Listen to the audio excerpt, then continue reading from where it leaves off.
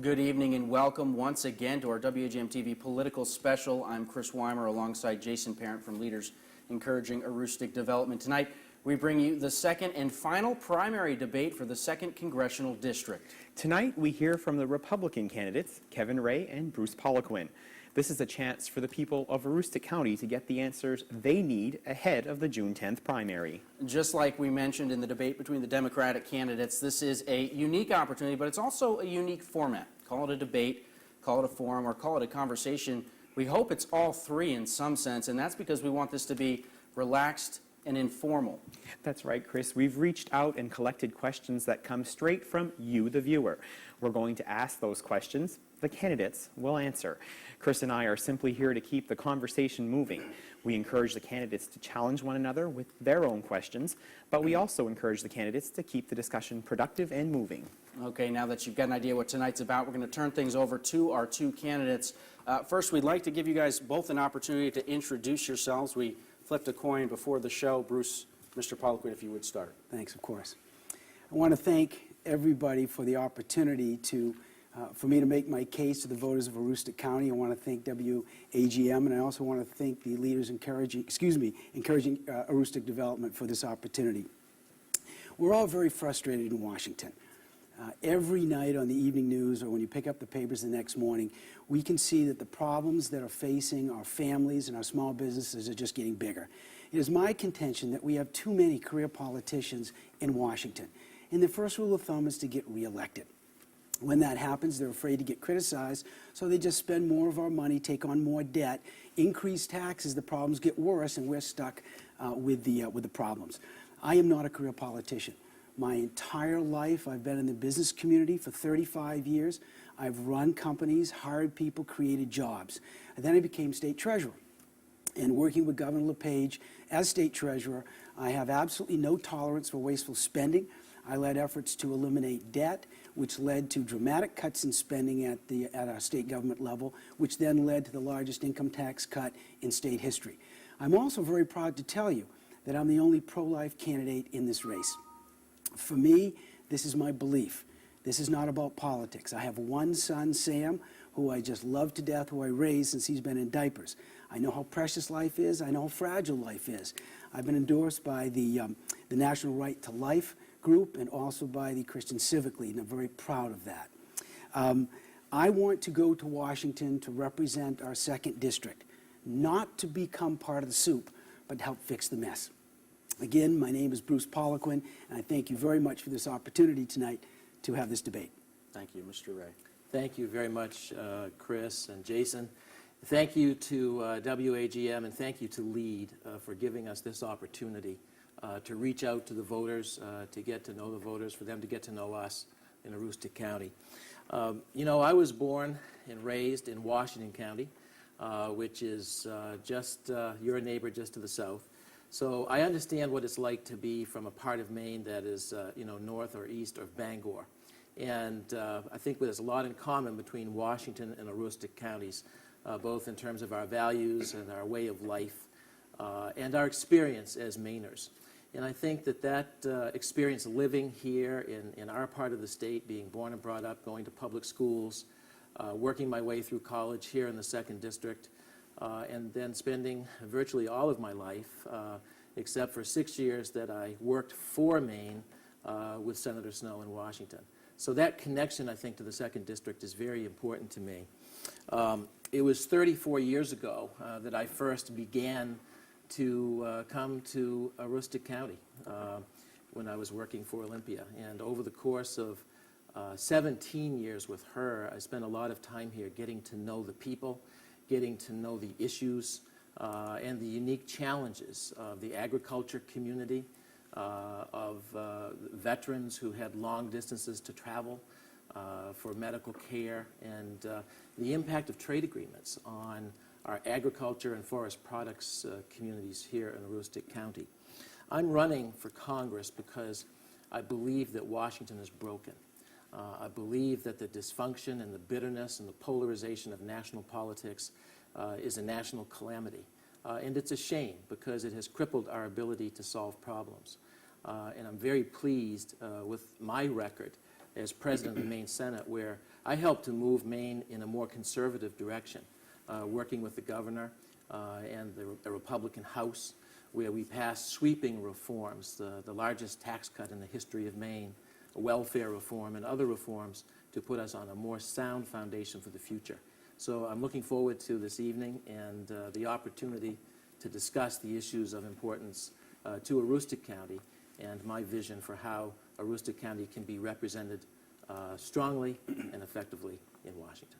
Thank you very much, Mr. Raye. We wanted to provide you the same opportunity that we provided to the Democratic candidates before we get to our viewer questions, and that is to ask each of you, this is the Republican primary, so perhaps the differences aren't quite as stark as they might be in the general election. So beginning with you, Mr. Raye, how do you differ from your opponent on some of the key issues?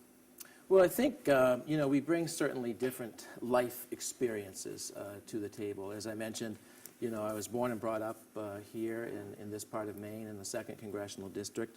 I've had many years of experience dealing with Aroostook County and working on issues of importance to Aroostook County, both in the capacity as a staff person for Senator Snow, who was very active on issues of concern here in the county, and then as a state senator, where I worked closely with members representing Aroostook County because we had so much in common. I led the fight for more equity in school funding when the EPS formula had taken so much funding away from rural Maine. I worked very hard to make sure that we could restore some of that, to have a little more equity for kids who live in rural Maine. So that kind of experience, my first job out of college, working for Senator Snow, at that time Congresswoman Snow, was helping veterans and senior citizens deal with the Veterans Administration, deal with the Medicare and the Social Security Administration. Working with communities on issues of importance to farming and other issues, where I learned a lot about what makes this district tick and what are the specific problems in Aroostook versus Washington or Somerset or Oxford counties. So I think that kind of grounding has really given me the ability to be an effective problem solver. I brought people together as President of the Senate to actually solve problems. And I think that Bruce and I have a little different approach on that, where I understand that we want to move our principles forward to the maximum degree. But at some point, that requires sitting down and talking with the other side to actually make things happen. Because as long as we have a my way or the highway approach, and we're simply drawing lines in the sand and saying, I'm not going to talk, I'm not going to have a discussion, I'm not going to try to move the ball forward, nothing happens. That's the gridlock that we have in Washington. I have a record of trying to move beyond the gridlock, to move Maine in a more conservative direction, and to put us on a path for prosperity. Another thing I think that separates us, jump in here? Yes, another thing that we'll separates finish. us, I would just say, is we both have business experience, but I've been endorsed by the National Federation of Independent Business with its 3,000 members across Maine, and I've also been endorsed by the National Rifle Association, just today, in fact, which I think is a pivotal endorsement in this race and a testament to my standing firm for the Second Amendment. Okay, now, Mr. Poliquin, you have your Thank you, opportunity. Jason. Yeah, I was hoping to get an opportunity to speak up, but thank you very much. I'm a conservative that Republicans can really trust and rely on. I was raised in a working class family in central Maine. My grandfather, Poliquin, was born in Lewiston and grew up there. It was 3 sisters and 2 brothers. My grandmother, Bouchard, is from Frenchville here in the county, and she was one of 11, and then made their way down to central Maine after a period of time. As I mentioned to you earlier, I'm a career businessman. My whole job has been in the private sector, running companies, growing jobs, hiring people, creating jobs, and growing the economy. Now, with all due respect to my opponent, he's a career politician, and that makes us quite different. Second of all, I'm a conservative when it comes to traditional family values. I believe in traditional marriage. I mentioned to you, I'm very proud to be pro-life. I'm the only pro-life candidate in this race, and I've been endorsed by various organizations who support that. My opponent, to answer your question, Jason, how we're different, my opponent has been endorsed by abortion providers, and I think one of his largest contributions in this campaign is from a pro-abortion group. So we're very different in that regard. Now, that's his choice, and this is mine, but I believe in traditional values that I think are reflected in Aroostook County. Second of all, I have taken a pledge not to raise taxes. not to raise taxes. This is very, very important. My opponent refuses to take that pledge, and that's his choice, and that's fine. But I want to make sure the voters of Aroostook County know that I've taken that pledge not to raise taxes. My opponent voted to keep the death tax and even to expand it, such that individuals who make gifts a year up until their death are taxed on that gift. He voted to raise boat registration and hunting fees, but I've taken a pledge not to raise taxes. It's really important. Second of all, I believe that it is wrong to have the federal government take over the best private health care industry in the world. And Obamacare, I'm dead set against. There's a better way to do this. However, and to answer your question again, how we're different, my opponent voted for a study to introduce single-payer, national-run, government-run health care in the state of Maine before Obamacare became law. And then after Obamacare became law, he volunteered on a commission. And that commission produced a unanimous report saying that we should have an Obamacare exchange in Maine. Now, I'm sure followed the news around the country. There have been several of these exchanges that have collapsed because of financial considerations and fraud and what have you. So I am a conservative that you can trust in Washington to do what is right, also someone who will protect our constitutional rights. And although my opponent said that he's been endorsed by a national group, the NRA, I've been endorsed by gun leaders on the ground here in the state of Maine. At the Republican convention a few weeks ago, in my speech, I made it very clear to the voters of the 2nd District that I support constitutional carry. I've been supported by NRA instructors, by gun shop owners, by Second Amendment supporters throughout the district. So I'm someone that you can trust as a conservative. I am not a politician. I'm a business professional. Now, I certainly know there was a lot in there, but I think our Yes. first viewer question, and I want to be respectful to our viewers who did submit questions, and I'm going to let Chris go with that question, and I think that we'll be able I'll to have an address some of those. opportunity to I respond. think from this Okay. viewer It's question important that'll that I come can through. respond. We've got viewer questions. You guys both touched on things the viewers are going to ask, so we want to save it so they can ask them. We're going to get to those things. What I think is best to start off tonight is because I think you guys have made headlines for sort of the way you guys have gone at each other. We've got talks of attack ads. So I want to go to this question to start and sort of get it out of the way first. It's a viewer question, if we could go to that right now. Thank you. This is a question from Buck, without simply blaming your opponent, can you explain the rationale for your attack ads on your opponent? Don't these ads hurt the party come November? Will you endorse your opponent should you lose in the primary? That's a question from Buck, and I believe we begin with Bruce. Sure, thank you. Yes, of course, I will endorse and support whoever the Republican is that wins the seat. And if it's Kevin, of course, I'll support him. You know, after I ran for governor 4 years ago, there were 7 of us in that race, and Governor LePage beat the stuffing out of all of us. And after the election, all of the other candidates scattered. I was the only candidate in that gubernatorial race who the next day called the governor and said, Paul, how can I help you win this race? And I spoke for him across the state. I helped him raise the funds he needed to make sure he can get his message out. So, of course, I support the Republican candidate. But my expectation is that Kevin will be supporting me, and I greatly appreciate that. Now, when it comes to defining a race, for months, my opponent was an awfully nice fella, but through emails and in public statements at caucuses has been criticizing me for my hard work and the blessings I've had in being successful in life. I have stood my ground, and I have defined the issues and referred only to my opponent's voting record, whether it be on a nationally funded health care plan in Maine or his refusal to take the no-tax pledge. But I have never attacked my opponent personally, nor will I. And I would appreciate it if he would not attack my hard work and the success I've had, and I'm very proud of it. You know, when you have kids, you want 4 things. I want Sammy to be healthy, I want him to be safe, I want him to be happy, and I want him to be successful. That's what all we parents want for our kids. So I know how to do that. I worked my fanny off scrubbing toilets and painting metal roofs and digging sewer lines to put myself through college. I then started in the business community and I'm very proud of what I achieved. I understand how to do that. I want every young adult in the 2nd District and in Aroostook County to have those same opportunities. Okay, Kevin, your response to that, if you'd like, I can read the question again. Yes, no, I think Okay. I can remember the question. Well, you know, unfortunately, in each of the races that he has run, my opponent has gone negative. He's introduced attacks against other Republicans in the past, and unfortunately, he did that again in this race as well.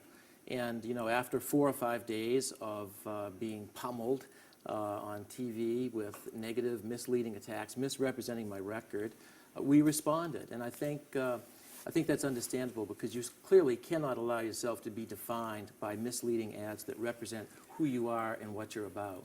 So we did. I mean, we fired back because I think it's important that people understand that he has run negative, misleading campaigns in the past. It's been called on it in the press. And it's unfortunate, because that's not what people are looking for. People do want us to focus on the issues. And, you know, I've got 2 ads out. I've got another one focusing on my issues and what I've done and what I hope to do in Washington. But specifically with respect to his attacks on me, they certainly have been personal in nature. And, for instance, in my response, you know, I've pointed out the difference between, I think, a Wall Street perspective and a Main Street perspective. I'm a small business person. My wife and I operate Raye's Muster Mill. It's been in my family 114 years. We're providing jobs here on the ground. That's different than the Wall Street perspective. Certainly with respect to the tree growth program and the difficulties that Mr. Poliquin encountered with that, of having his oceanfront land put into tree growth, and then recognizing when it became a problem in the press, he withdrew it, obviously recognizing that that was problematic. The fact that he's not from this district is another issue that I have brought up, because I think it's very relevant. I think the people in Aroostook County certainly understand that, as we do elsewhere across the district, that you know, Mr. Poliquin ran for governor. He ran for United States Senator from his home in southern Maine. And he had the opportunity to run for Congress in southern Maine, in his home district, but he chose to come to the northern Maine district to run. And I think that's a fair question to bring up. Now, I hope that I'll have an opportunity to respond to the many attacks in Mr. Poliquin's answer in our previous question, because they're just out there right now, and I'm very concerned to leave them without responding so the viewers understand my if you perspective. could answer just a couple, just to keep this on point with the question, would you endorse your opponent should you lose?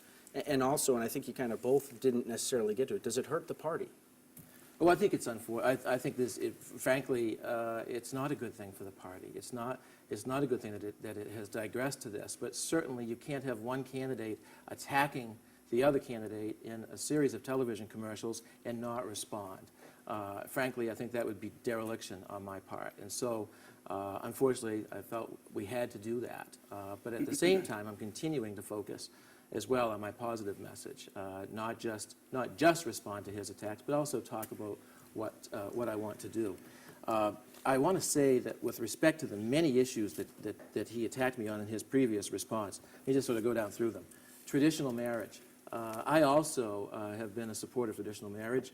I actually spoke on the floor of the Senate and spoke forcefully in defense of traditional marriage because I believed that it was important to our culture, important to our state, that you could recognize the validity of same-sex relationships without redefining marriage. So that's something that we certainly agree on. With respect to abortion, another hot button that he put out there, and he said that I was pro-abortion. Well, actually, my position is this. My position is that I don't believe that government has a legitimate role in our lives to that level that early on that it should interfere between a woman and her faith and her family and her doctor. But I have said and made it very clear that I do not support abortion in the later term. In fact, I have said that I would support the current proposal that's out there for a ban at 20 weeks, because I believe at 20 weeks, the choice essentially has been made. With respect to the tax pledge, Mr. Poliquin attacked me for not signing a tax pledge. Well, the tax pledge that he signed, regrettably, is a pledge that permanently, not just in the term you're seeking, but permanently, as long as you hold office, would prohibit you from closing tax loopholes, sweetheart deals that have been slipped into the tax code for special interest or corporations that, frankly, should be repealed. And you know, Senator Tom Coburn, who's one of the leading conservatives in the United States Senate, took this tax pledge on head-on recently when he voted to do away with ethanol subsidies and was attacked because it was a violation of the pledge. Well, I believe that we don't have the right to lock ourselves into something that would prohibit us from addressing those issues. He also attacked me on Obamacare and single payer. I have to say it is a complete misrepresentation of my position. The NFIB just endorsed me. The NFIB was the lead litigant against Obamacare. Clearly, if Mr. Poliquin's characterization of my position was correct, the NFIB would not have weighed in to support me in a Republican primary. So, you know, all those issues, I just wanted to set the record straight. And as far as career politicians are concerned, you know, there are a variety of things that you can bring to bear. I assume that this would include, his definition of career politician would include a tremendous public servant like Senator Susan Collins, an Aroostook County native who has done us proud and is one of the few people trying to make Washington work. I have been in the Maine Senate, but I've moved the state in a more conservative direction. I worked for a member of the Maine delegation, fighting for veterans and seniors and communities. And I'm a small business person who brings that perspective. So I have a wide variety in my background, and I just want to make sure that I leave the viewers with that. Chris, may I respond, Jason? This is your Oh, floor. good. It's good. Okay, good. You guys go for it. And notwithstanding the awfully nice question from the individual that called and said, gee, you folks are, should stop the attacks, I think a healthy debate is good for our party. I do not in any way. A healthy debate absolutely. is good. A healthy debate. Absolutely, and we'll stick completely to the issues, and I always have. Now, give me an example. When it talks about issues, this is really important. At least as of, I believe, yesterday, if I'm not mistaken, my opponent's website has no issues on it. Now, my opponent has run for this seat twice and lost twice to the Liberal Democrat. We're going to face another Liberal Democrat in November with the same voters. So I think it's pretty important to make sure you tell the voters of Aroostook County and throughout the district what your positions are on term limits, on a balanced budget amendment, on jobs and economic issues, financial issues, immigration.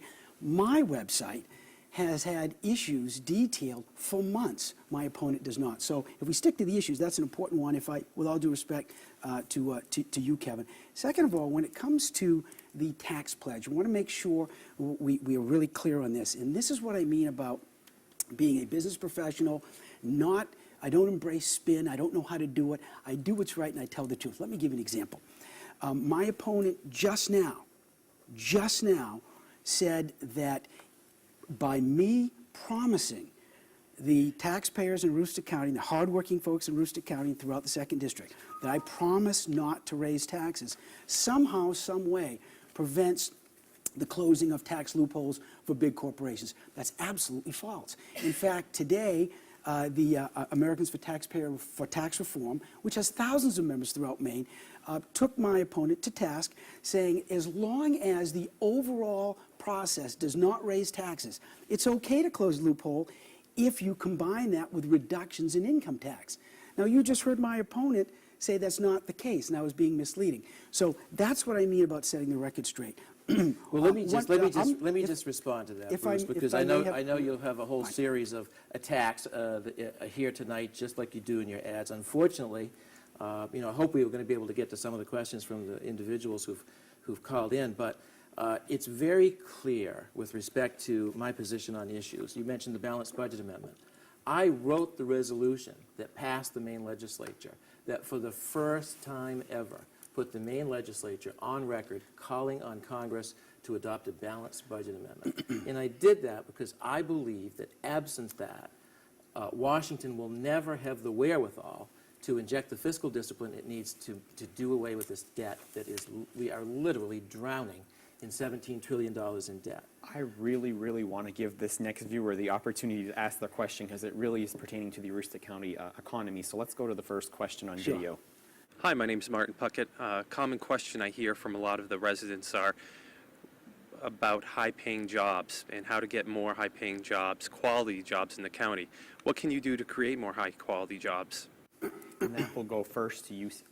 Thank Raye. you. Thank you very much. Well, that's the effort, and I appreciate that question because, frankly, the economy and jobs are the #1 issue facing Aroostook County, facing Washington County, facing the 2nd District as a whole. So thank you for that question. You know, as President of the Senate, I helped to work to pass the largest tax cut in the history of Maine, and tax incentives that will incentivize investment in Maine.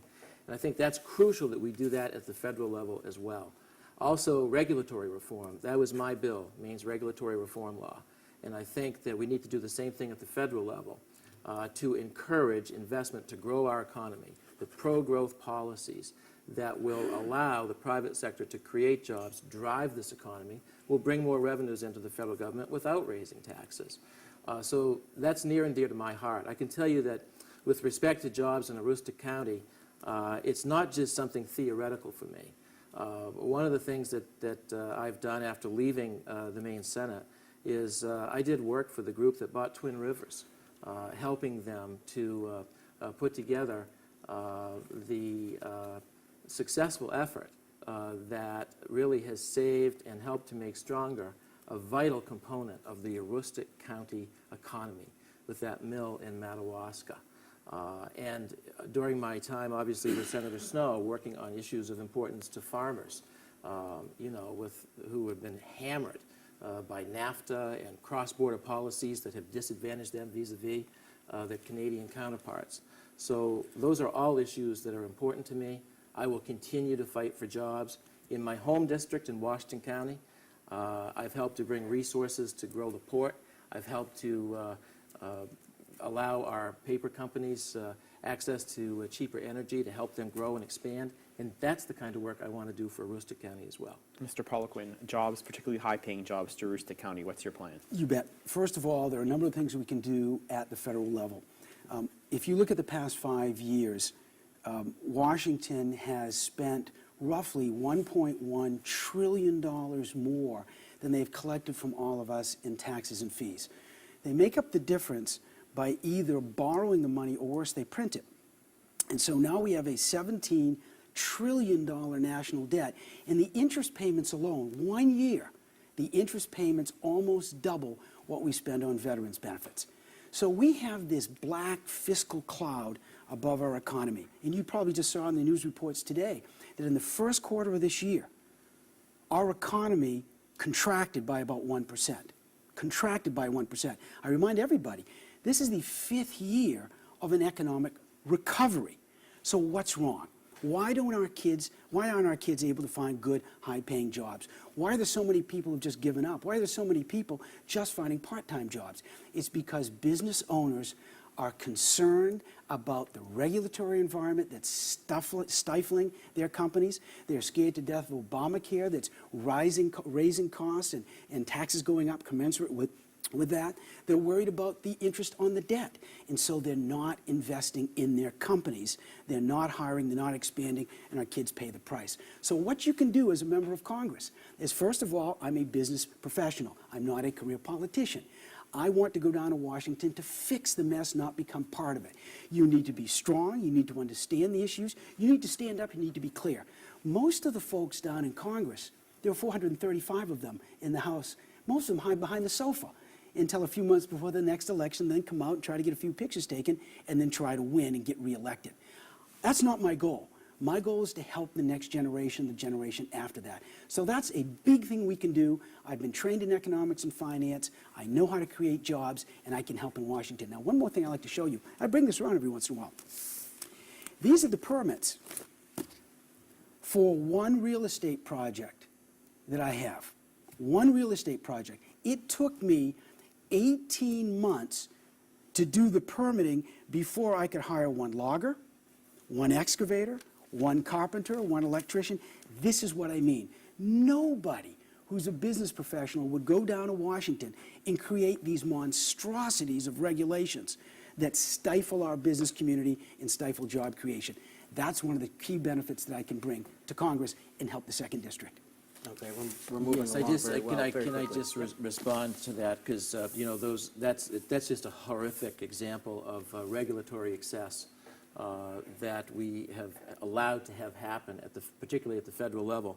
That's why I'm very proud of the fact that I was the author of the regulatory reform law, working with Governor LePage and Speaker Nutting, that we passed here at the state level to try to make Maine more business friendly. The proof is in the pudding. Since those reforms that we passed, the tax cuts and the regulatory reform, we've created over 17,000 jobs in the state. And so I'm proud to have been a part of that. Okay, similar stances in terms of that, I believe. Yes. Could Of I- course, from the same party. If we could just move on. Just Sure, to get of course. to a few more viewer Of course, questions. of These course. are the people that really ask the questions. We want to make sure they get them Absolutely, of answered. course. In fact, we're going to sort of step to our next viewer who wrote in. This one, of course, having to do with assistance programs. If we could bring that one up. And the question is, how would you describe current assistant programs? A step-up program for people or a step-down program? I think the big question they have is, how would you help people get back on their feet? Bruce. Mike, thank you very much. As I mentioned to you, I'm from a traditional Franco-American family that believes in life, in traditional marriage, and believes in hard work. I grew up with a very frugal family. I am proud of the hard work that I've been able to conduct throughout my life. But we come from a very compassionate family. My dad is a retired school teacher for 25 years in Waterville. My mother's a retired nurse. They're still with us, and they're doing fine. But we need to make sure we take care of those that are most in need. However, the best way to do that is to make sure they have opportunities for a good job. The best way to wean someone off public assistance is to make sure they have the dignity of a job. And then their kids see this, their grandkids see this, they feel better about being employed, and there's less welfare and less despair and depression. Now, let me give you an example of how this works. When I was state treasurer, there were a number of different boards I sat on. One was called the Maine State Housing Authority. The Maine State Housing Authority takes taxpayer dollars, both state and local, and sometimes state and federal, sometimes local, and builds one-bedroom affordable apartments for folks who are one step away from homeless shelters.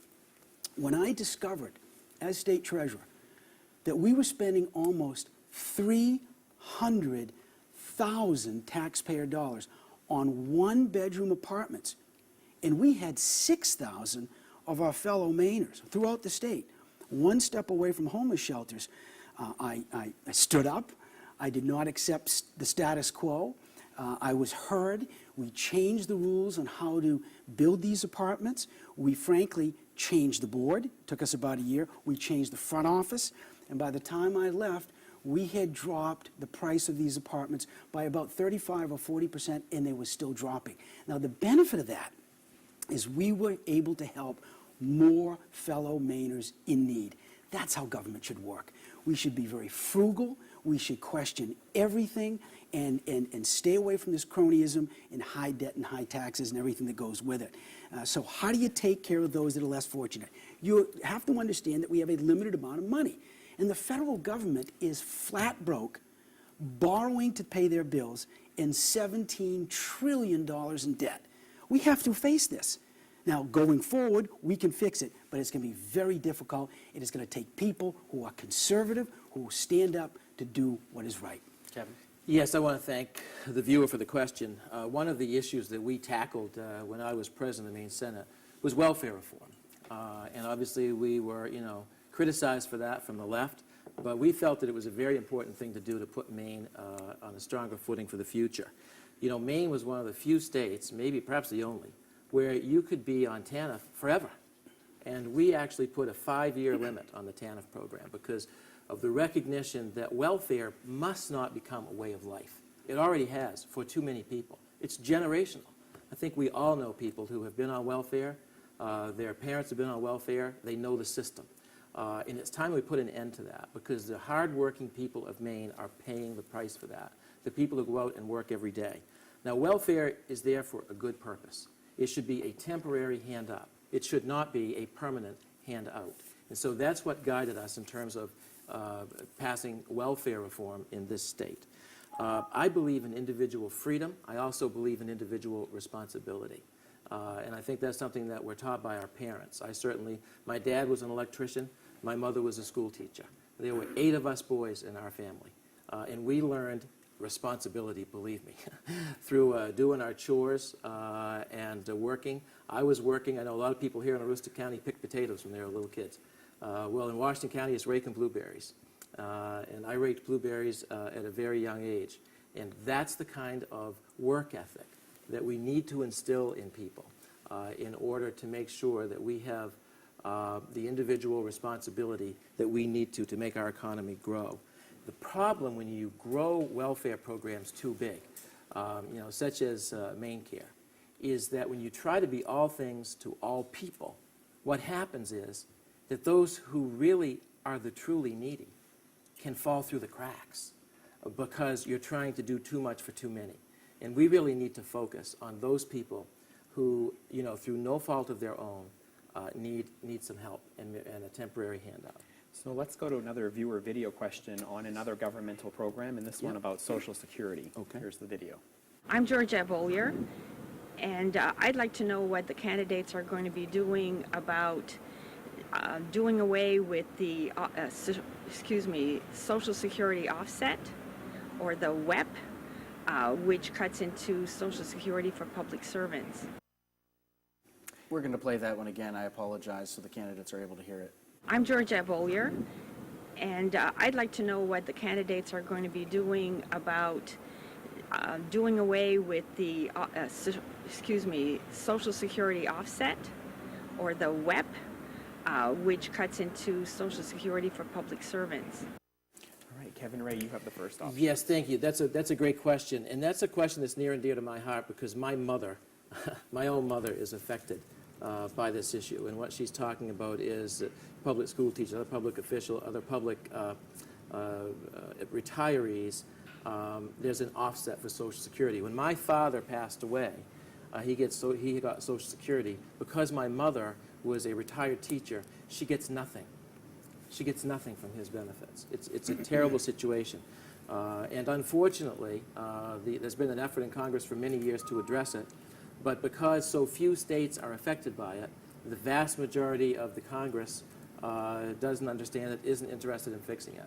I think going forward, we really need to explore what is the best thing for our public employees. Because sometimes being on a separate state pension program hurts you in the long run, in this example. But it's certainly an issue that I will continue to beat the drum on. Like I said, it's something I know about personally from my mother's experience. And I certainly will continue to beat the drum to make sure that there's an awareness in the United States Congress of how unfair this is to our retired teachers and other public retirees in the affected states. Chris Poliquin, your time on this question. Thank you. One of the companies that I ran was a pension investment firm. And we were responsible for safely and productively managing the retirement assets of our customers, one of which was Bath Iron Works. So we helped prepare for the retirement security for thousands of BIW workers. I'm really glad that your viewer asked this question because 43% of all federal government spending is in 3 very large programs, one of which is Social Security. The other 2 are Medicare and Medicaid. 43% of all spending. So unless we address this problem, we will never get our fiscal house in order, and our economy will never be strong enough to generate the good-paying jobs that we need. It is absolutely fundamental. I understand this issue very well. Now, for those of our seniors who are already there, like mom and dad, or Kevin's mom and dad, that have paid into the Social Security system, they are depending on those retirement checks. We can't change anything. Absolutely nothing. They've paid into it, they are expecting that, and they should get those retirement checks. And anybody that's close to retirement, the same thing. However, my son Sam is 23. We have to be very honest with Sam. Sam, unless we reform this program, you may not have a Social Security paycheck or check, if you will, retirement check down the road. So there are a lot of things we can do. This is a math problem. It's just the politicians don't want to get in front of this issue because they might get criticized. You can raise the retirement age, so I can say, Sammy, you're not going to retire at age 65 or 67. You might be retiring at age 70, but you're living longer. Second of all, if you are a high wage earner, good for you, but your retirement check might be smaller than someone else that is struggling. So we can definitely fix this. I remember, as state treasurer, we were presented with a $4.3 billion shortfall in the defined benefit pension plan for our teachers and our state workers. And the reason this shortfall existed is because Augusta had promised these pension benefits for many years to our state workers and teachers without putting enough money aside to pay for those benefits. And so, if we didn't save that program and reform it, we would have a real problem. What we did, and I was delighted to help lead the effort with the governor's office, is that we eliminated $1.7 billion of that pension debt by reforming the plan. That dramatically cut state government spending, and then the legislature took that and passed the biggest income tax cut in state history. That's how government should work. These are the sort of problems that I'm good at solving. I understand this. I was trained in this. We must fix this problem, and we can do it. I think the question, though, that the viewer asked was specifically about the offset and the impact on retired teachers and retired public employees. I think what Bruce has talked about is the overall issue of Social Security reform, so I'd like to at least weigh in on that for just a quick moment.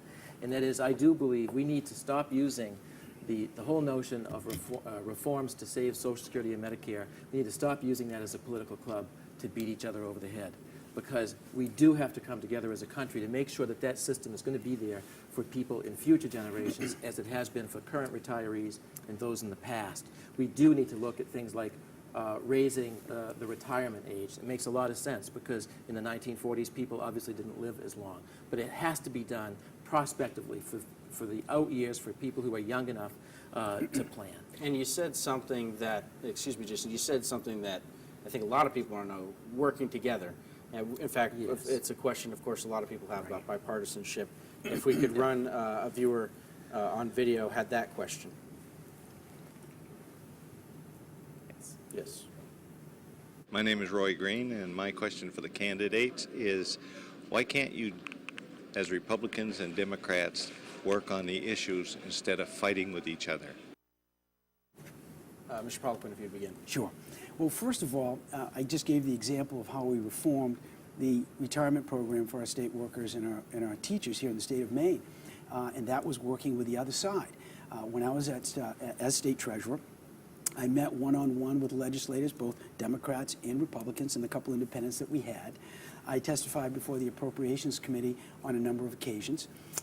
I blogged every week about this topic and the importance of addressing this topic and fixing this topic for all of our families in the state of Maine who pay taxes and those that were counting on these retirement benefits. I went on talk radio. I traveled 70,000 miles within 2 years as state treasurer, all within the state of Maine, meeting with civic groups to make sure they understood and could ask me questions about how important this is. Now, it's very different, Chris, if I may, of saying someone who is passionate about fixing these issues, and I am. And I will stand up and represent the 2nd District in Congress very clearly, very well, very strongly, and I'll work with the other side. But you must be heard.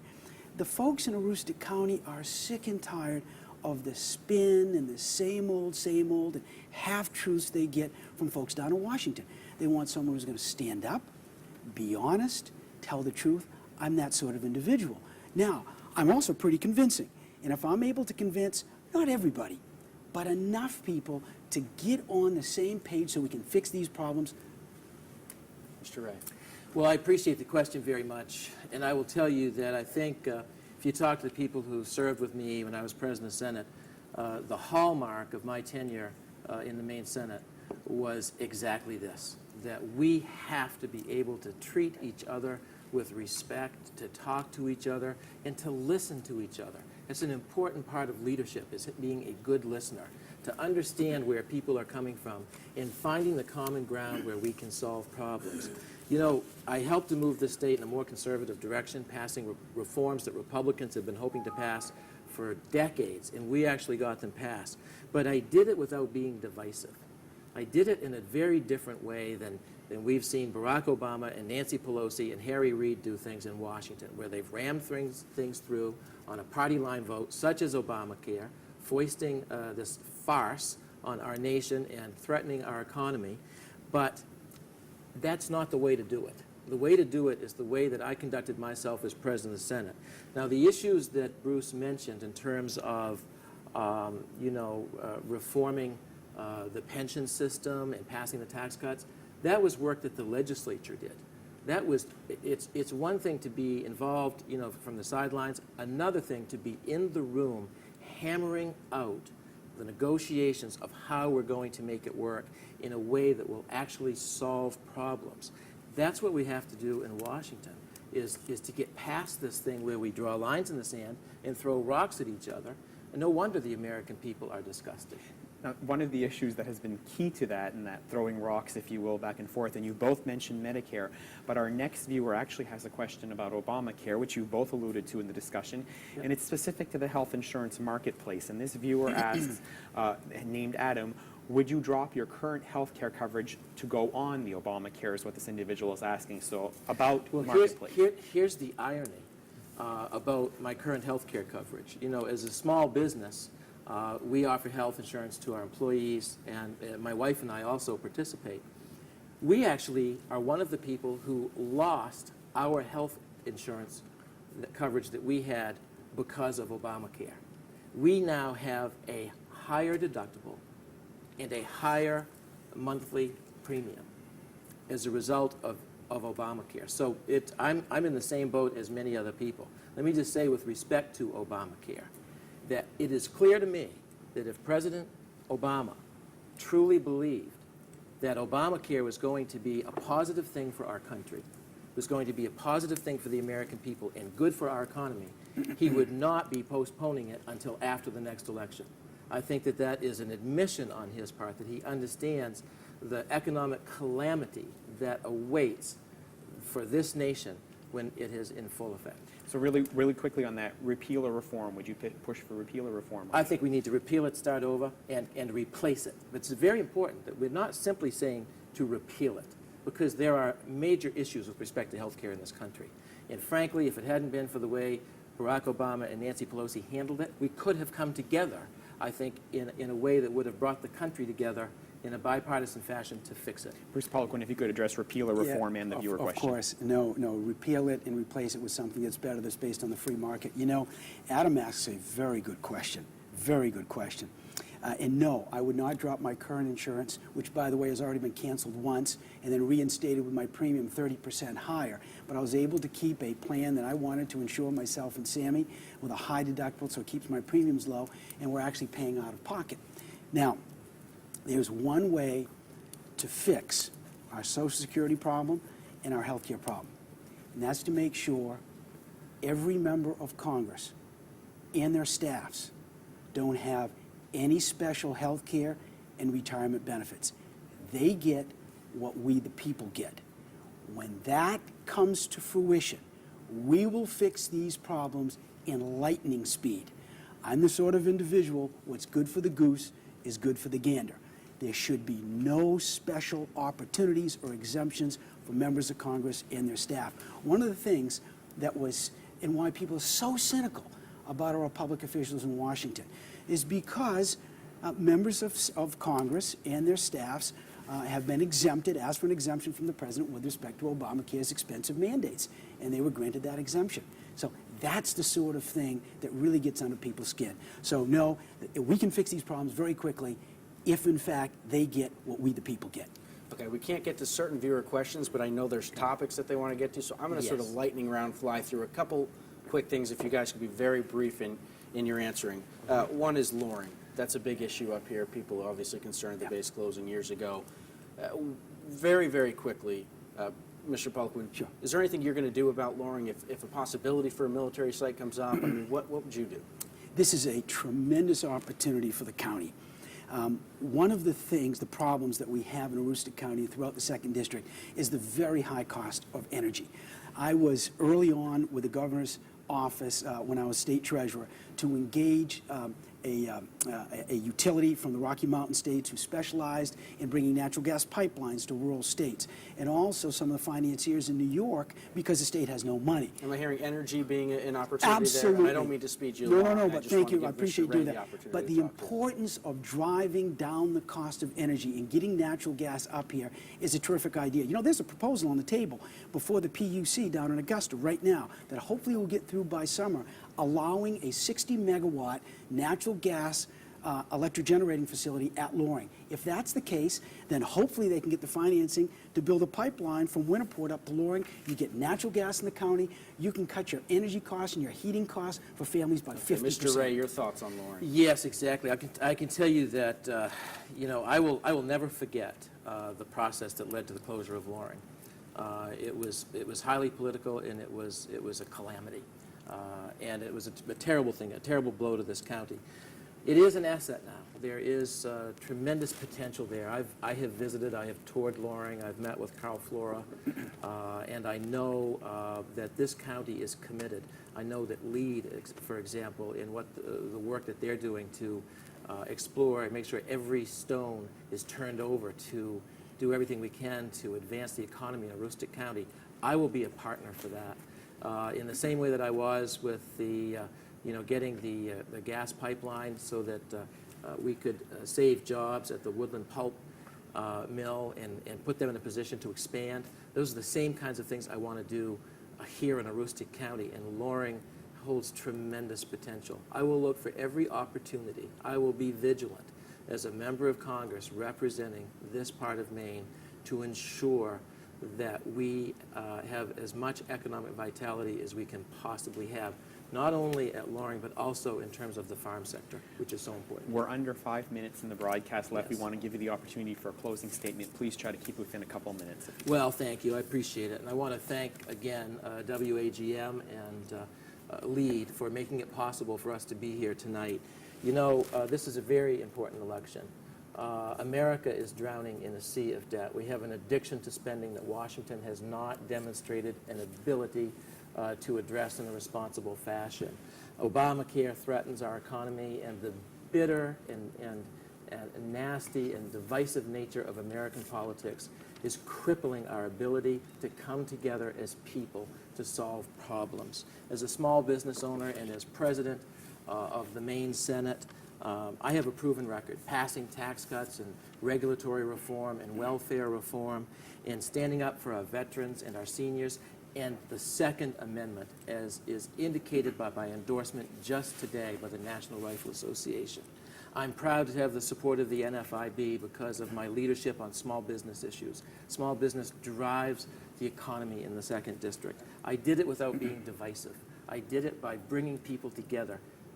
Lord knows that's what we need in Congress today, is people who are willing to bring people together to actually solve problems. That's the approach I'll take to Washington. On June 10th in the Republican primary, I would appreciate your vote, and again in November. Thank you very much. Thank you, Mr. Raye. Mr. Poliquin. Thank you very much, Jason. I do want to thank WAGM and also the folks here that are sponsoring this debate tonight. And I want to thank my opponent very much for bringing a spirited debate such that the folks in Aroostook County throughout the 2nd District are able to make a choice. This is the best opportunity we Republicans have had in 20 years to make sure we get a conservative to represent Aroostook County. We know who we're going to face in the general election. One of us will be facing another big government, high taxing, high spending, lots of debt liberal in the general election. My opponent has faced that type of candidate a couple times and has not come out on top. We need someone to represent our party who is different. My background is in the private sector for 35 years. I have real experience running companies and creating jobs. I was trained in economics and finance. I have a nose for waste, and as state treasurer, I had no tolerance for lots of spending, lots of debt, and high taxes. I'm someone you can trust as being a conservative to represent you down in Washington. And I also share your values. I am the only pro-life candidate in this race. I am proud of it. It is not a political issue for me. It is my belief. I've been endorsed by the National Right to Life and the Christian Civic League. I have one terrific son that I raised as a single dad since he's been in diapers. But I am someone who would love the opportunity to represent you. I also am very strong on our constitutional amendments and have no tolerance for Washington continuing to erode our constitutional rights, including our Second Amendment rights. And I'm very proud to be endorsed on the ground here in Aroostook County and throughout the 2nd District by NRA instructors, gun shop owners, Second Amendment supporters, and sportsmen and women throughout the district. My name is Bruce Poliquin. I encourage you and ask you to go to the polls and weigh in on June 10. I greatly appreciate your vote, and with your vote, we can win this thing. Get down to Washington, represent you well, and start fixing the mess that's hurting our families. Bruce Poliquin, Kevin Raye, we thank you for your time with the voters of Aroostook County this evening. Thank you. And we also thank you for tuning in. We hope tonight's discussion was informative and helped give you a better idea where the candidates stand, who you might want to support in the primary elections. That's June 10th. If you missed any portion of tonight's debate, not to worry, you can log on to WAGMTV.com, where the entire program will be available at your convenience. And be sure to stay tuned in as the general election draws nearer. WAGM and LEAD will be hosting a series of debates ahead of the November elections. We'll be sure to let you know when those dates will be and who will be taking part. Thank you once again, and have a great evening.